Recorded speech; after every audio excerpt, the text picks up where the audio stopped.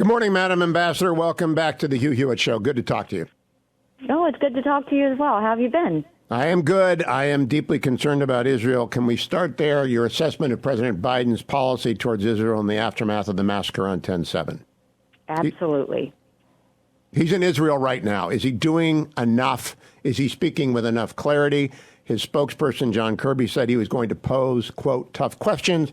And in Israel today, he said the, quote, other team, close quote, was responsible for the explosion at the hospital in Gaza. Is that enough, Madam Ambassador? You know, he needs to go in with three objectives. One, to support Israel. Two, to eliminate Hamas. And three, to do everything he can to get the hostages out. There should not be any talk about restraint. There should not be any talk about a ceasefire. Israel needs to do what Israel needs to do. It's why when this all started, the first thing I said to Netanyahu is finish them, because let's not forget, this is all on Hamas. And who's the biggest backer of Hamas? Iran. There would be no Hamas without Iran.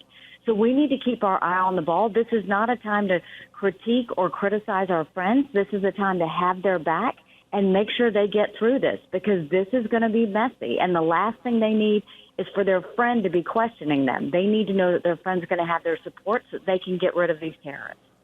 Has President Biden been specific enough about Iran's role in supporting Hamas and Hezbollah? He has not yet used the term, and he doubted it on 60 Minutes on Sunday night. It's amazing to me because not only has he, but as you know, John Kirby, the spokesman, has talked about the fact that they have no proof that Iran is behind this. Everybody in the world knows that Iran funds Hamas, Iran funds Hezbollah, Iran funds the Houthis. Iran has always funded this terrorist activity. And that's why you never want Iran to get any money. Where Biden went wrong is he loosened sanctions on Iran. He went and gave $6 billion for 5 hostages. Now look how many hostages we have, and guess how much money they're going to want to get because of it. And he's now letting the world think that he's so naive he doesn't think Iran is behind it. Iran is behind every bit of this. When you see the aggression that's now starting to come out of Hezbollah, that's Iran. And all you have to do is look at the facts. It was the Iranian foreign minister that was there meeting with Hamas, the leader of Hamas. Then he went to Lebanon and met with the leader of Hezbollah. They know exactly what they're doing. And also, don't forget who the friends are. China's the biggest importer of oil from Iran. Russia's getting drones from Iran. There is a three-headed monster that is China, Russia, and Iran. We have to always see those as heavily connected and understand that that is really what we're looking at. Don't look at it in small pieces. Look at the bigger picture of this and realize that this is why this is going to matter for the U.S. This is why it's going to matter for our friends. And this is why we have to take this seriously and not come out sounding naive and say that Iran doesn't have anything to do with it.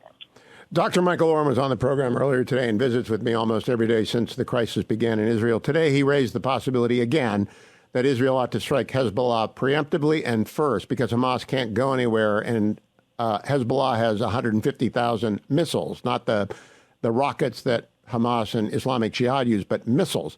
Do you agree with him about that, Madam Ambassador?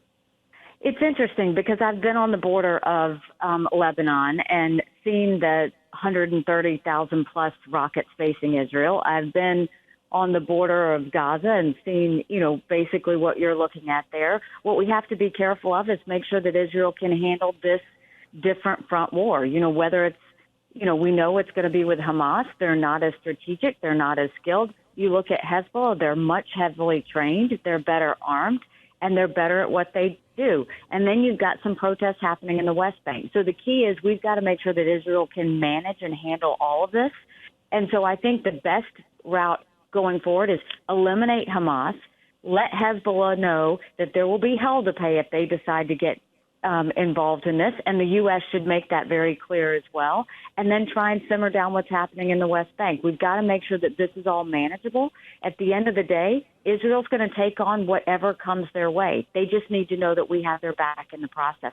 And I think that if Hezbollah knows that we're really serious, that America will get involved if Israel needs us, that is a huge deterrent if we show that we really mean it and that we're strong in our words when we say it. Do we need to do more than send the two carrier groups to the Mediterranean and the amphib into the Arabian Gulf? Is there something that you would have said that President Biden has not yet said to deter Hezbollah and Iran? What I would say is whatever Israel asks of America, America will give it. And that says everything that Hamas and Hezbollah and Iran need to hear. They need to know we're 100% committed, not 50%, not 75%, not where we're going to question what both sides are doing. We are 100% behind Israel in their efforts to eliminate Hamas. And if anyone gets in the way of that, we are 100% behind Israel, making sure that we take out them as well. This is important because this could lead into a regional war. We have to keep this very selective. We've got to keep it concentrated where it is. But if it means that this is going to get bigger, we can't just say it. We have to mean it. And that means we've got to be prepared to do whatever Israel asks. Israel is a very prideful country. They're not going to be quick to say, oh, we need American troops. They want to fight this on their own. But when they ask for something, that means Israel really does need it, and Biden can't hesitate. He's got to give it right when they ask. If they ask for American troops, would you as commander-in-chief send American troops to Israel? I would give Israel whatever they need, but they're not going to ask for Israel troops. They are too prideful. They want to do this themselves. They want to be the ones that fight. They want to be the ones that win. What I think they're going to ask for is medical help. What I think they're going to ask for is backup and air support. What I think they're going to ask for is making sure they have additional equipment, ammunition, to make sure that they never run out. Those are the things you're going to see Israel ask for. Is the Pentagon War ready, Ambassador Haley, after 20 years of foreign conflicts? I don't think they're as ready as they will be when I'm president, but I think right now it's not that they can't handle this. I mean, we can handle this. We can handle Ukraine. We can do both at the same time. We shouldn't look at this as a either or.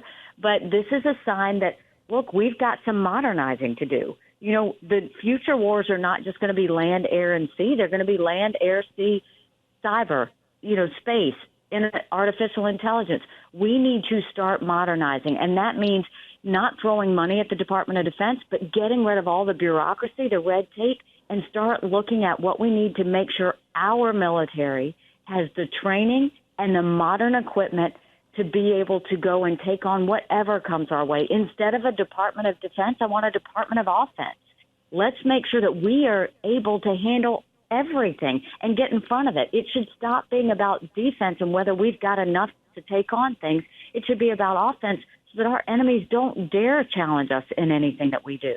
We've got some work to do when it comes to the Department of Defense. Ambassador Haley, how would you select general officers and admirals? I mean, what are you looking for in a warfighter? I mean, first of all, you want someone who knows what it's like to be on the ground. They have to know it from a soldier's perspective. And that means they can't just be so high up that they manage. They have to know the fact that why is it that our military men and women are still have the most archaic guns and equipment out there? Why is it that it took us 2 decades just to get our military men and women a modern-day handgun? They just got it from Sig Sauer in New Hampshire. They just got the modern-day handguns. I've actually shot the new guns before my husband shot them, and he's in the military because they just came out with them. These are things that are heavy. They're not making it flexible for military men and women to move and function. We've got to start saying, what does a modern-day soldier need? And we need generals that understand that. We also need generals that don't say no. They say, how do we win? How do we make sure our allies win? What do we have if we were to take on a dual or triple front war? Are we ready? What do we need to be ready? And stop with all the gender pronoun classes. Stop with all this political correctness that's happened in the Department of Defense. Stop with all these favorites of defense companies and start saying, let's get our military men and women trained, ready with the best equipment, best ammunition, so that we can take on whatever comes our way. Ambassador Nikki Haley, yesterday, Vice President Harris endured a polemic from the audience at Northern Arizona University, which accused Israel of genocide and a blood libel that they had struck the hospital. She did not respond to that in any way that is, in my estimate, appropriate. It should have been denounced as a blood libel. I don't know if you've seen that, but if you encounter people on the campaign trail who express blood libels against Israel, what will Nikki Haley say? I would basically say that, look, America always needs to know the difference between right and wrong, always needs to know the difference between good and evil, and always needs to have moral clarity. Moral clarity is what we saw happen in Israel was bloodthirsty. It was beyond brutal. It was torturous. And no matter what anyone else says, you have to see Hamas for what they were. They're murderers, and we have to make them pay. There is no issue with calling them the terrorists that they are. There is no issue with saying Iran is behind this terrorism. There is no issue to say that we need to eliminate them off of the face of the earth. And the problem with Kamala, and the reason I didn't see what she said, but I'm not surprised, because this all started with Obama. Obama was an Iranian sympathizer from the very beginning. We saw that when he started the Iran deal. We saw that when in the transition from Obama to Trump, he went and had a UN resolution that heavily criticized and humiliated Israel. We see that now with Biden falling all over himself to get back into an Iran deal. We see that with him loosening sanctions on Iran. It's no wonder that we see anyone in the Biden administration wanting to side with Iran, wanting not to call them out for what they are. That is not moral clarity. We have to always have moral clarity, especially now, and especially with Israel going into this war. God help us if we don't. But anybody who wants to question what happened on that horrible day and say that Israelis weren't murdered in the most brutal way does not have moral clarity and does not have the right to lead our country. Finally, Madam Ambassador, John Podhoretz is a friend of mine, editor of Commentary. He posted a tweet about a half an hour ago when we're talking. It's complicated. I want to give you a chance to answer it, but I want to read it for you. And this is John Podhoretz, we who see Israel and the Jewish people's future at stake must reckon with the fact that the combined forces of Insta news and social media propaganda are designed to debilitate us emotionally, and we need to figure out how to inoculate ourselves from their effects. Do you agree with John about Insta news and social media? And if so, how do supporters of Israel, and especially Jewish Americans, inoculate themselves against our media, against our academy, and against basically a portion of the Democratic Party that just does not get the moral clarity that you just referred to? Well, first of all, let's take on social media. So when you look at social media, you had Section 230 that basically had these social media giants say, look, we want freedom of speech, but we don't want to be held liable for anything anyone says. At the time, it seemed fair enough. But what's happening now? The social media giants are deciding what's right and wrong. That means Section 230 should no longer apply to them. That's number one, the thing that we need to take on. The second thing is understand this is a national security issue. You've got Iranian actors, North Korean actors, Russian actors, and Chinese actors going in there spreading misinformation. That's only going to get worse. That is why the social media giants need to go and verify every single person that's on social media. They should have to prove who they are. When you do that, you get rid of all of these Iranian, Chinese, and Russian bots that are out there spreading misinformation, and it becomes a national security cleanse when you do that. That's the next thing. The third thing is we've seen a beautiful thing happen in our universities where our donors are saying, you know what? Hate is hate.